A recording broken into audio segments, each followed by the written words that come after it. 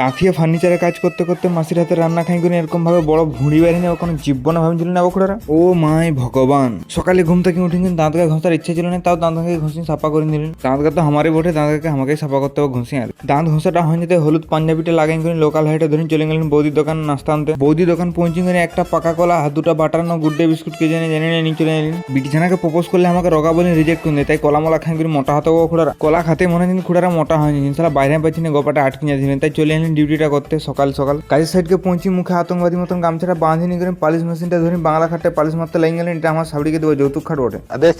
Polish মারাটা complete হয়ে যেতে drill মেশিনটা ধরে করে নকশারে ড্রিল মারি দিলেন, কারণ নকশাটা ভালোভাবে ড্রিল মারলে পরিষ্কার হয়ে যাবে, দিলে আর ঘুষতে হবে না। ড্রিল মারাটা কমপ্লিট হয়ে যেতে চলে এলেন বাসিয়ামটা সাথে আসেন করে একবারটি ভুজা, তার সঙ্গে ঘুগনিটা নিন করে আর একটা কাঁচা ঝাল দিন করে সেই লেভেলের উপর শর্ট সাটাই নিলেন। বাসিয়াম খাওয়াটা হয়ে যেতে আসেন করে শরবত গুলার মতন সিলারটা গুলাই নিন করে তুলিটা ধরে করে বাংলা খাটে সিলারটা মারি নিলেন। তোমরা হয়তো ভাবছো বেরাসটা ধরে করে খাটটার গায়ে ছুট দিচ্ছি, না বকুড়ারা বেরাস দিন সিলার মারছি, ওটা তো মনের ভুল। দুপুরিয়া খাতে আসেন দেখছি না মাসি রাঁধছে ভেড়ো আলুর ঝোল আর তার সঙ্গে মাছের টক আর দিনছে লেজ দিনছে। আমি লেজ ফেজ খাইনি, তাহলে মাছের টককে চিনি দিয়ে খাই নিলেন ছেলে গপ গপ করে। দুপুরে পেট পূজাটা করা হয়ে যাতে 2 ঘন্টা হালকা পাতলা ঘুমাইনি করে কাঁধে গামছাটের জন্য কালিয়ার ড্রেস লাগাই চলে এলেন আর একবার গরু চড়াতেন, মানে ডিউটি করতে আর কি। কাজের সাইডকে পৌঁছে করে চুলটাকে তেরেনা মিশাল করে নিয়ে করে লাইন গেলেন পুটিন করতে বক্স খাটটার পায়ের দিকটায় লেগবোর্ডটাই আর কি। লেগবোর্ডটা পুটিন করে সেটাতে 7টা বাজে ছিল, তাই কুকুর খাওয়া বিস্কুট আর একটা কেক নিয়ে করে সেই লেভেলে সেটা নিলেন। কুকুর খাওয়া বিস্কুটটা খেতে হবে, কারণ কুকুরের মতন শক্তি এবং পুরো মেও করে নড়িতে পারবে। বিস্কুটটা খাইনি করে পালিশ মারছি না, হাই ভালো খুঁড়ার ভুঁড়ি কতটা বেরিয়েছে সেই লেভেলে। মাসির হাতে রান্না খাই